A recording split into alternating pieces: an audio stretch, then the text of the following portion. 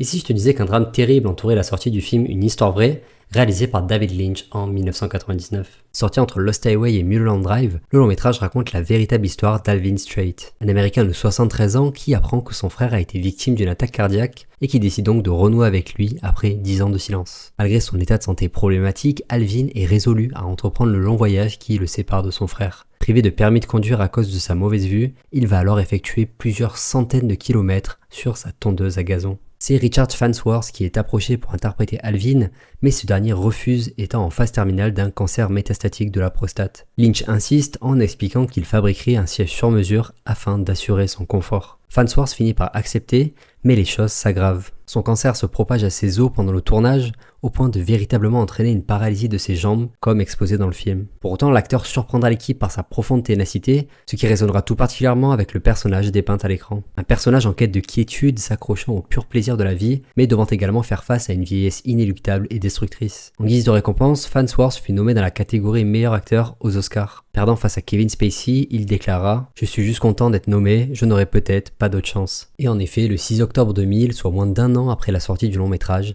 l'acteur se donnera la mort. Une tragédie qui résonnera puissamment avec son rôle inoubliable au sein d'un voyage doux amer profondément reposant, célébrant la nature, la bienveillance envers autrui, mais surtout l'immense valeur de la vie.